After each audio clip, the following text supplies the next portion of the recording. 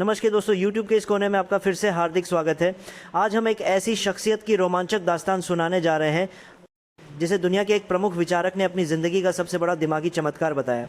वे उन्हें अपना मूल डिज़ाइनर मानते थे। कहते थे कि मैं तो बस एक साधारण निर्माण करता हूं जो दीवारें खड़ी करता हूं, लेकिन पूरी संरचना का आधार, उसका ब्लूप्रिंट, हर एंड का प्लेसमेंट और उसका खूबसूरत रूप, रंग, ये सब उसी ने रचा।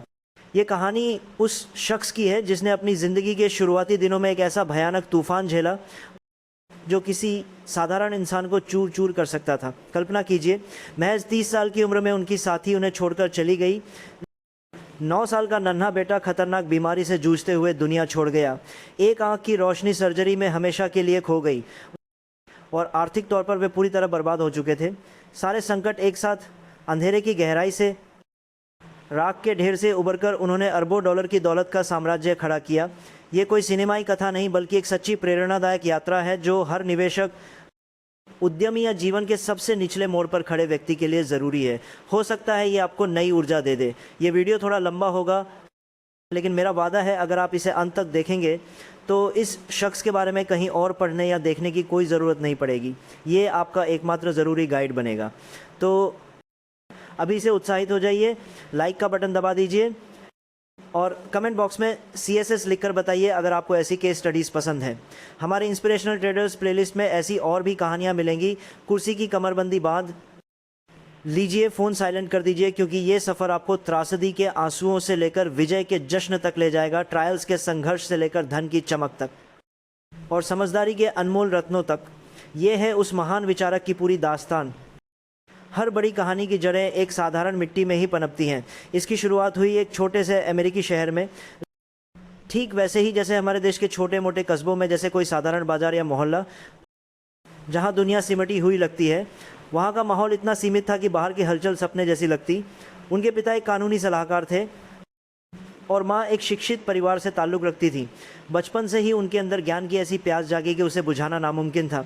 उनके दादा एक उच्च न्यायाधीश थे, तो अनुशासन, तर्क शक्ति और पढ़ाई का वातावरण परिवार में बसा हुआ था। ये उनके रगों में दौड़ता था। लेकिन ये वो दौर था जब पूरा देश एक गहरे आर्थिक संकट से जूझ रहा था। बड़ी बड़ी कंपनियां डूब रही है, पूरा देश एक संकट से गर्ना में है। बहुत बड़ा समय में थी, लोग बेरोजगार हो रहे थे और हर तरफ हाहाकार मचा था। इसी माहौल ने उन्हें पैसे की असली कदर सिखाई। किशोरावस्था में वे एक किराने की दुकान पर काम करने लगे। इसमें जहां लंबी लंबी शिफ्टों के लिए उन्हें मुश्किल से $2 मिलते। आज के हिसाब से ये कुछ 100 रुपये भी नहीं। लेकिन ये कठिनाई उनके दिलो दिमाग में बचपन से ही उतर आई, ठीक वैसे ही जैसे हमारे मध्यम वर्गीय घरों में हर सिक्के की गिनती सिखाई जाती है। दोस्तों, कैसे घरों में? दोस्तों, 12 घरों में आपका देने वाला है। जैसे में हम लोग एक ही हाजा के एक जो भी, फिर भी वे सिर्फ मेहनत ही नहीं कर रहे थे, वे सीख भी रहे थे। उनका दिमाग स्पंज की तरह हर चीज़ सोख लेता। इतिहास, विज्ञान, मनोविज्ञान, जैसे ही कोई किताब हाथ लगती वे डूब जाते। ये वो पल थे जब वे मानसिक ढांचे गढ़ रहे थे जो आगे चलकर उनकी ताकत बने। उनकी सोच किसी एक क्षेत्र तक सिमटी नहीं थी, वे सब कुछ को आपस में जोड़कर देखते। आजकल तो एक विषय में माहिर होने से AI जैसी चीज़ें आपको पीछे छोड़ सकती हैं, लेकिन वे सामान्यज्ञ थे, हर चीज़ को गहराई से समझने वाले। 17 साल की उम्र में वे एक प्रमुख विश्वविद्यालय में गणित पढ़ने चले गए।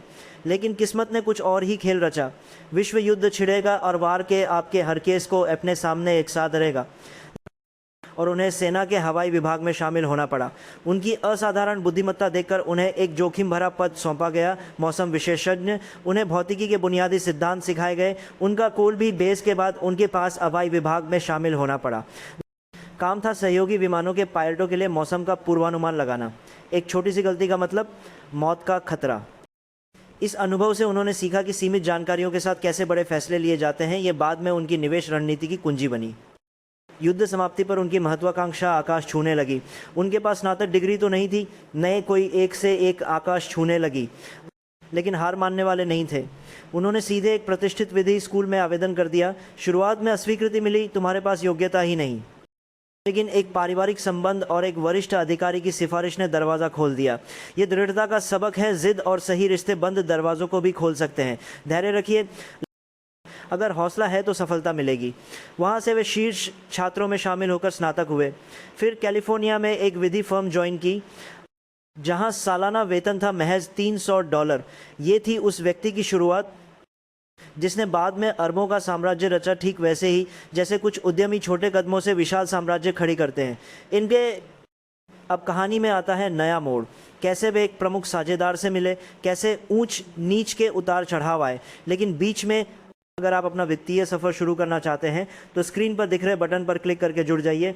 अब आगे उनकी ज़िंदगी में वो भयावह दौर आया जब सब कुछ छिन गया, साथी का साथ छूटा, बच्चे की जान चली गई, नज़र कमज़ोर हुई और धन की बूंद भी न बची। लेकिन वे टूटे नहीं, राख से फिर उठे और एक नई शुरुआत की। उन्होंने एक अपनी फर्म खोली जो तेज़ी से बढ़ी, लेकिन असली जादू तब हुआ जब वे निवेश की दुनिया में कूदे। उन्होंने समझा कि कानून अच्छा है, लेकिन धन सृजन का असली खेल तो स्टॉक मार्केट में है। उन्होंने अपनी फर्म को बेचा और पूरे मन से निवेश में लग गए। उनकी साझेदारी एक दिग्गज निवेशक के साथ हुई जो उनकी बुद्धि का कायल हो गया। साथ मिलकर उन्होंने एक ऐसा संगठन खड़ा किया जो दुनिया की सबसे बड़ी होल्डिंग कंपनियों में शुमार हो गया। वे संगठन के उपाध्यक्ष बने और उनकी भूमिका, वो तो मूल रणनीतिकार थे। वे कहते थे, मैं दीवारें खड़ी करता हूँ लेकिन ब्लूप्रिंट तुम्हारा है। उनकी सलाह ने संगठन को कई गुना बढ़ाया। वे सालाना सभाओं में आते जहाँ दुनिया भर से लोग सिर्फ उनकी समझदारी सुनने आते, स्टॉक टिप्स के लिए नहीं बल्कि जीवन के सबकों के लिए। एक चीनी इलेक्ट्रिक वाहन कंपनी में उनका निवेश इसका जीता जागता प्रमाण है। जब इलेक्ट्रिक वाहनों का दौर भी नहीं आया था, उन्होंने साझेदार को मनाया कि इसमें $30 मिलियन लगाओ। साझेदार पहले हिचकिचाए, लेकिन उनकी नज़र ने कंपनी के संस्थापक में एक जीनियस देख लिया, एक आविष्कारक और प्रबंधक का अनोखा मेल। उन्होंने कहा, यह शख्स दुनिया के बड़े आविष्कारकों से भी आगे निकल सकता है। नतीजा, वो छोटा निवेश आज अरबों का हो चुका संगठन का सबसे सफल सौदा। ये दिखाता है कि वे सिर्फ स्थानीय कंपनियों तक सीमित नहीं थे, वैश्विक प्रतिभाओं को पहचानने में माहिर थे। उनके निवेश दर्शन से सीखिए, विविधीकरण मूर्खों के लिए है। अगर आप जानते हैं कि क्या कर रहे हैं तो 100-200 स्टॉक रखने की क्या ज़रूरत। 3-4 मजबूत व्यवसाय चुनो, उनमें लगाओ और लंबे समय तक धैर्य रखो, धन खुद बनेगा। दूसरा, घोड़े पर नहीं सवार पर दांव लगाओ। अच्छी कंपनी के साथ ईमानदार और सक्षम प्रबंधन ज़रूरी है। उन्होंने कंपनी पर नहीं उसके नेता पर भरोसा किया। तीसरा, दशकों में सोचो। उनके सारे निवेश लंबे समय के थे, स्टॉक खरीदते और सालों तक होल्ड करते। ये सब सबक अगर आप अपनी निवेश यात्रा में अपनाएंगे तो फ़र्क पड़ जाएगा। लेकिन दिल से वे हमेशा सादगी के पुजारी रहे और आपत्ति होते हुए भी उन्होंने साधारण जीवन जिया। वो घर जो उन्होंने 70 साल पहले खरीदा, उसी में अंतिम सांस ली। महंगी कारें, निजी विमान कभी नहीं। फैंसी चीज़ें खुशी नहीं बल्कि बोझ देती हैं, ये उनका मानना था। जो दोस्त महलनुमा घर बनाते वे अक्सर कम खुश नज़र आते। ये कंजूसी नहीं, बुद्धिमत्ता थी। वित्तीय आज़ादी का पहला नियम, आय से कम खर्च करो, आय बढ़ाते रहो। ये संयम हमारी भारतीय मूल्यों से कितना मिलता है। माता पिता की वो सीख जो हर सिक्के की कद्र सिखाती है। दान की बात करें तो वे एक महान दानदाता थे। उन्होंने सैकड़ों मिलियन डॉलर दान किए, लेकिन नाम के लिए नहीं। प्रमुख विश्वविद्यालयों को दिए, खासकर छात्रावासों के लिए, क्योंकि अच्छा माहौल छात्रों को और उत्पादक बनाता है। आने वाली पीढ़ी को मजबूत बनाने का उनका सपना ठीक वैसे ही जैसे कुछ महान उद्योगपति सोचते हैं। उन्होंने समझदारी और धन दोनों को लौटाया। 90 साल की उम्र में उन्होंने दुनिया को अलविदा कहा। 100वें जन्मदिन से महज 1 महीना पहले उनके जाने पर साझेदार ने कहा, संगठन उनकी प्रेरणा, बुद्धि और भागीदारी के बिना यह ऊंचाई न छू पाता। उन्होंने सिर्फ धन नहीं बल्कि ज्ञान का अनंत भंडार छोड़ा। उनकी किताब आज भी लाखों को रोशनी दिखाती है। उसके उद्धरण सोशल मीडिया पर गूंजते रहते हैं। तो दोस्तों, ये थी उस महान विचारक की पूरी यात्रा। सीखिए, हिम्मत रखो, जीवन बार बार गिराएगा लेकिन राख से उठो। खुद पर तरस खाना छोड़ो, चुनौतियों से उभरकर आगे बढ़ो। ज्ञान हमेशा ग्रहण करते रहो बहू। विषयी दृष्टिकोण अपनाओ ताकि सोने से पहले जागने से ज़्यादा बुद्धिमान हो जाओ। वे 90 साल तक विद्यार्थी बने रहे, दिमाग को नई नई विचारों से भरते। हम तो सीखना छोड़कर बहसों, ईर्ष्या या ट्रोलिंग में उलझे रहते हैं। फोकस करो सीखने पर। वीडियो अच्छा लगा तो लाइक शेयर ज़रूर और लगे रहो सीखने, बढ़ने, निवेश करने और व्यापार करने में। मिलते हैं अगली कहानी में।